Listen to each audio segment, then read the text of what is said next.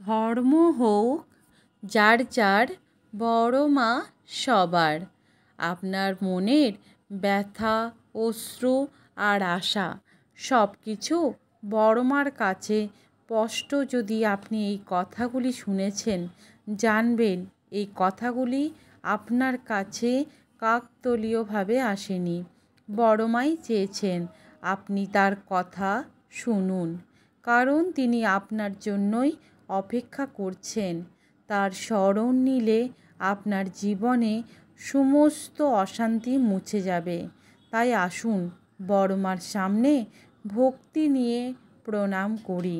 মা আমাদের পথ দেখাবেন, মা আমাদের রক্ষা করবেন। বড় মা আছেন, বড় মা থাকবেন। আমাদের বুকের গভীরে প্রার্থনার প্রতিটি শব্দে। আজকের ভিডিওতে আপনারা জানবেন রোজ সকালে ঘুম থেকে উঠেই বড় মার উদ্দেশ্যে কোন তিনটি কথা বলতে হবে। প্রচুর ধন সম্পত্তি, চাকরি, সাফল্য পাওয়ার আগে বড় মা কোন 10টি সংকেত দেন।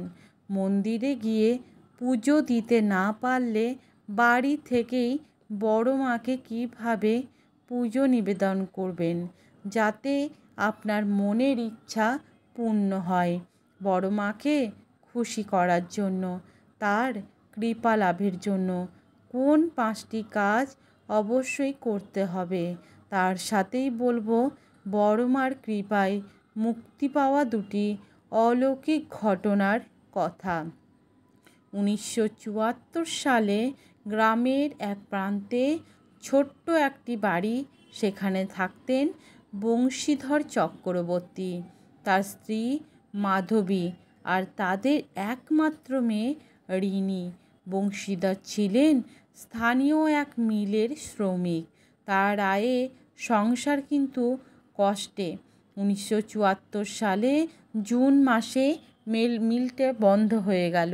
বংশীধর বেকার হয়ে পড়লেন। সংসারে অভাব নেমে এলো। মাধবীর গয়না বিক্রি করে কিছুদিন চলল, কিন্তু দিনের পর দিন অনাহারে রিনি অসুস্থ হয়ে পড়ল। ডাক্তার বলেছিলেন রিনির চিকিৎসা করানোর প্রয়োজন, কিন্তু অনেক বড় কোনো হসপিটালে। কিন্তু বংশীধরের পকেটে তখন একটিও পয়সা নেই এবং বাজারে ধার করার মতন কোনো মানুষও ছিল না। একদিন মাধবী সকালে উঠে বলল, বংশী, বড় মার মন্দিরে চলো। শুনেছি তিনি অলৌকিক মা কালী। যদি আমাদের কথা না শোনেন তাহলে আর কে শুনবে? বংশীধর প্রথমে রাজি হননি। তার ঈশ্বরের বিশ্বাস থাকলেও তিনি মন্দিরে গিয়ে প্রার্থনা করতেন না। কিন্তু মাধবীর কান্না দেখে আর না বলতে পারলেন না। পরের দিন খুব ভোরে তারা দুজনে পৌঁছালেন নৌহাটির বড় মার মন্দিরে। ঢোকার আগেই বংশীধরের মনে হলো একটি অদ্ভুত অনুভূতি। বর্ষার বড় মার মূর্তির সামনে দাঁড়িয়ে তিনি চোখ বন্ধ করে বললেন, মা, আমি তোমার কাছে কিছু চাইনি, কিন্তু আজ আমার মেয়েকে বাঁচাও। আর যদি কোনো ভুল করে থাকি আমাকে শাস্তি দাও, কিন্তু ওকে বাঁচিয়ে দাও। এবং মন্দির থেকে বের হয়ে তারা বাড়ি ফিরলেন। বাড়িতে ফিরে দেখলেন দরজার সামনে একটি ছোট্ট কাপড়ের পুঁটুলি পড়ে আছে। খুলে দেখতেই হতবাক। ভেতরে 500 টাকার নোট গোনা আছে। সেই সময় 500 টাকা অনেক বড় টাকা। কে রেখে গেল, কিভাবে এলো, কিছুই বুঝতে পারলেন না। এবং তারা বংশীধর বললেন, মাধবী, এটা বড় মার কৃপা ছাড়া আর কিছুই নয়। সেই টাকা নিয়ে রিনির চিকিৎসা হলো। কিছুদিনের মধ্যে সে পুরোপুরিভাবে সুস্থ হয়ে উঠল। তবে আশ্চর্যের বিষয়, মিলটি হঠাৎ আবার চালু হলো এবং বংশীধর সেই কাজে ফিরে গেলেন। প্রচুর ধন সম্পদ এবং চাকরি পাওয়ার আগে বড় মা আপনাকে দেবেন এই 10টি সংকেত। বড় মার কৃপায় জীবনে সুখ, শান্তি, সমৃদ্ধি আসে। ধন সম্পত্তি, চাকরি পাওয়ার আগে মা এমন কিছু সংকেত দেন যা আপনার জীবনে পরিবর্তনের বার্তা দেয়, এবং সেই সংকেতগুলি অনুভব করেন, তবে বুঝে নিন বড় মার কৃপা আপনার জীবনে আসতে চলেছে। আপনি যদি স্বপ্নে বড়মার মূর্তি বা পায়ের ছাপ দেখেন, তবে এটি কষ্ট সংকেত যে আপনাকে কষ্ট এবং আপনাকে দূর করতে সাহায্য করছেন কষ্ট। এবং 2, আপনার বাড়ির চারপাশে কাক, ময়ূর বা কোনো পাখির বিশেষ ডাক শোনা গেলে তা মায়ের বার্তা হতে পারে। 3, কোনো নির্জন বা অচেনা জায়গায় হঠাৎ ফুলের যে সুগন্ধি অনুভব করলে বুঝতে হবে বড়মার উপস্থিতি রয়েছে 4 মনের মধ্যে। এবং হঠাৎ করে যদি গীতার শ্লোক, চণ্ডীপাঠ বা মন্ত্র জপের ইচ্ছা জাগলে মনে বুঝে নিন মায়ের কৃপাসন্ন। মাঝ যখন আপনি তীব্র সংকটে আছেন, অর্থকষ্টে আছেন, তখন হঠাৎ কোনো সুযোগ বা সাহায্য পাওয়া বড়মার আশীর্বাদ। 6, অমাবস্যার দিন রাতে যদি ভয়ের বদলে মনের মধ্যে কোনো রকম শান্তি বা স্থিতি অনুভব করে থাকেন, তবে জানবেন এটি মায়ের সংকেত। 7, যে যেখানেই যান বারবার মন্দির, পুজো বা বড়মার নাম শুনতে পাওয়া মায়ের কৃপার আগমনের ইঙ্গিত। 8, যদি বারবার লাল বা সিঁদুরের মতো চিহ্ন দেখতে পান, এটি মায়ের উপস্থিতি, অন্যতম চিহ্ন নয়। হঠাৎ যদি আপনার মন থেকে হতাশা বা নেতিবাচক চিন্তা চলে যায়, তবে বুঝুন বড়মা আপনার জীবনে ইতিবাচক পরিবর্তন আনতে চলেছে। 10, কোনো অজানা পরিস্থিতিতে ভয় না পেয়ে হঠাৎ সাহস অনুভব করলে বুঝতে হবে মায়ের আশীর্বাদ আপনার সঙ্গে রয়েছে। মন্দিরে গিয়ে পুজো দিতে না পারলে বাড়ি থেকেই বড়মাকে কীভাবে পুজো নিবেদন করবেন যাতে আপনার মনের ইচ্ছা পূর্ণ হয়। এক মন্দির না গেলেও মায়ের পূজা করা সম্ভব।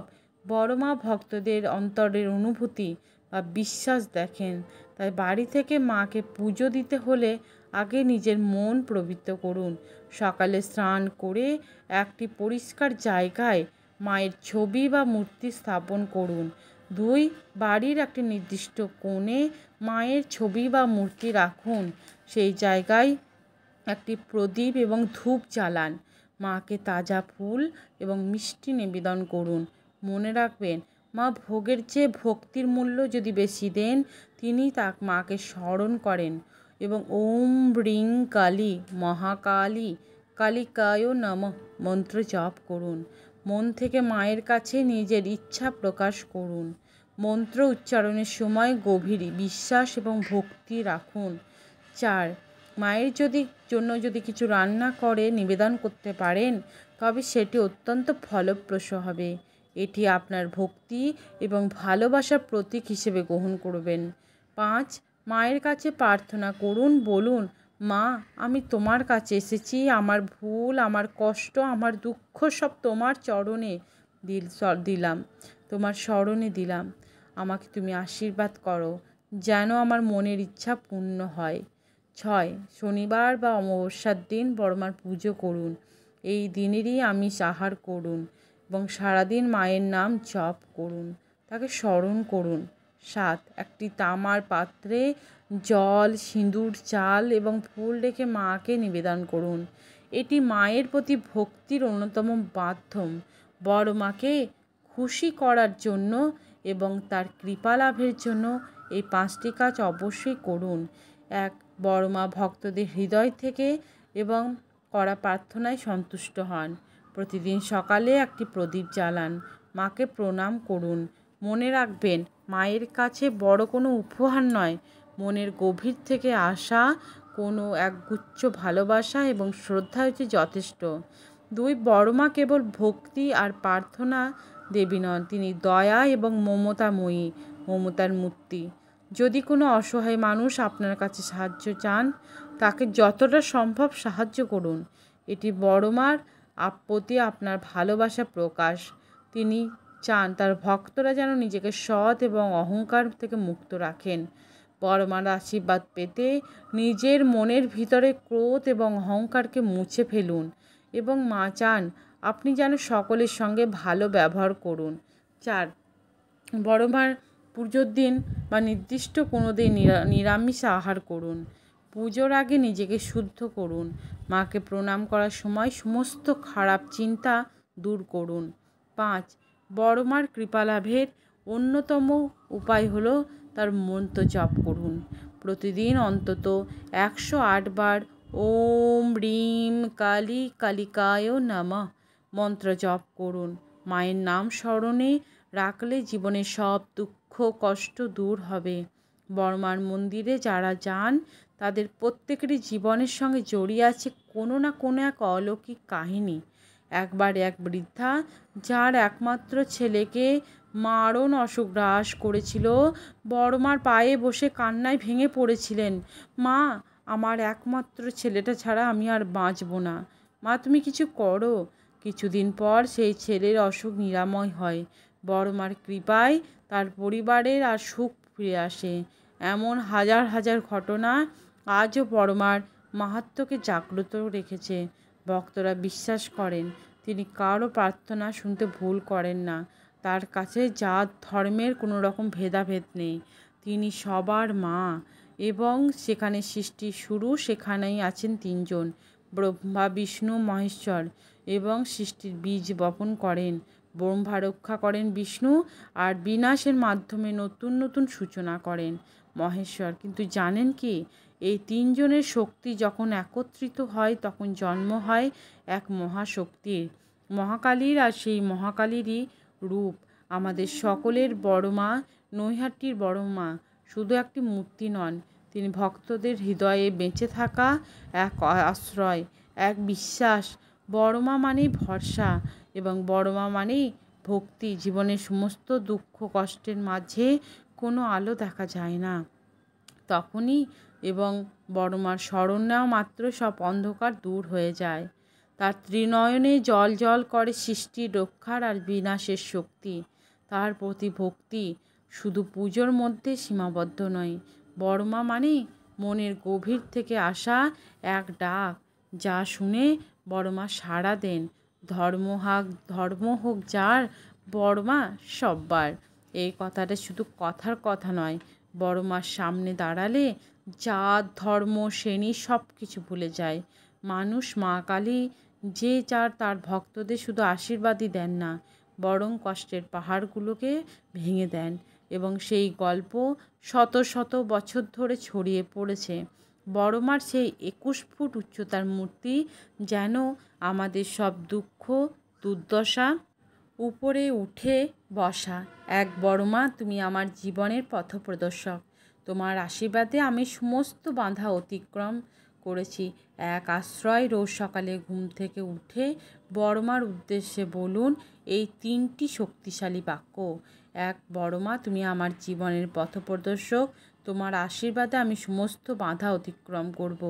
2, মা, বড় মা, তোমার কৃপায় আমার জীবনে শান্তি সমৃদ্ধি সাফল্যে ভরে উঠুক। 3, বড় মা, আমি জানি তুমি সব সময় আমার সঙ্গে আছো। তোমার আশীর্বাদে আমার দিন শুরু হচ্ছে। কি করতে হবে? 1, ঘুম থেকে উঠে মুখ ধুয়ে বড় মার নাম নিয়ে বলুন। 2, বড় মার ছবির সামনে বসে ধূপ জ্বালান। দৃঢ় বিশ্বাস রাখুন। তো চলুন, ভিডিওটা এখানেই শেষ করছি। সবাই কমেন্টে জয় বড় মার জয় সবাই কমেন্টে লিখে যাবেন। সবাই ভালো থাকবেন, সুস্থ থাকবেন, সাবধানে থাকবেন। Tata, bye bye.